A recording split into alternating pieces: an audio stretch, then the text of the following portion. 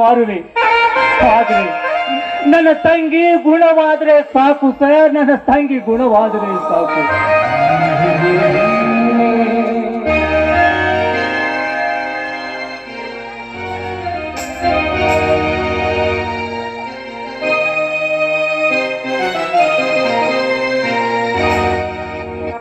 ಡಾಕ್ಟ್ರೆ ನೋಡಿ ಡಾಕ್ಟ್ರೆ, ಇವ್ರನ್ನ ಆಸ್ಪತ್ರೆ ಏನಾದ್ರೂ ಕರ್ಕೊಂಡು ಹೋಗ್ಬೇಕೇನು?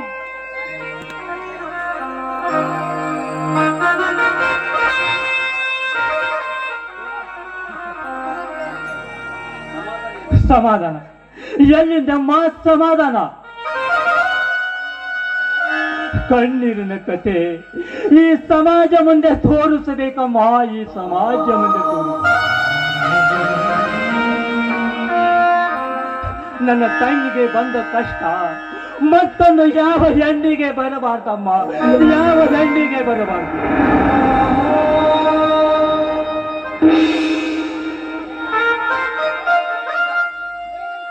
ಲೇ ವಿಷಗಂಟ, ಸತ್ಯ ಸುಶೀಲೆಯಾದ ನಮ್ಮ ತಂಗಿಯನ್ನು ಸುಳ್ಳು ಪ್ರಯತ್ನಿಸಿದ ನಿನ್ಗೆ ಸಾವು ತಪ್ಪೋದಿಲ್ಲ. ಕಾಳಿಂಗ ಸರಪದೊಂದಿಗೆ ಕಾದಾಡಿ ತಪ್ಪಿಸ್ಕೊಳ್ಬಹುದು.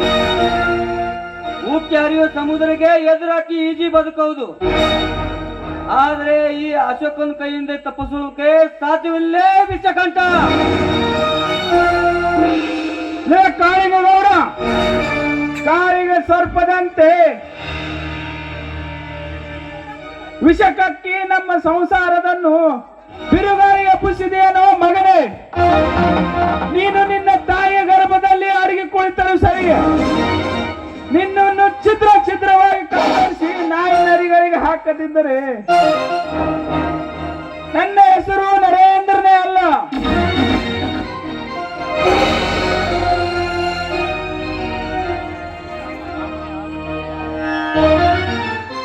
ಸಂಬಂಧ್ಯ, ನಿಮ್ಮ ಅಣ್ಣನ ಒಂದು ಅನುಭವದ ಮಾತು, ಶಿಷ್ಟರನ್ನು ಶಿಕ್ಷಿಸಿ ಶಿಷ್ಟರನ್ನು ರಕ್ಷಿಸಿ ಈ ದುಷ್ಟ ಶಕ್ತಿಗಳೆಲ್ಲ ನಿರ್ಮಾಣ ಮಾಡಿ ನಮಗೆ ಸ್ವಾತಂತ್ರ್ಯ ತಂದು ಕೊಟ್ಟ ಪೂಜ್ಯ ಮಹಾತ್ಮ ಗಾಂಧೀಜಿಯವರ ಆಸೆಯಂತೆ ನಮ್ಮ ರಾಜ್ಯವನ್ನು ರಾಮರಾಜ್ಯನ ಮಾಡಲು ಪ್ರಯತ್ನಿಸಿ.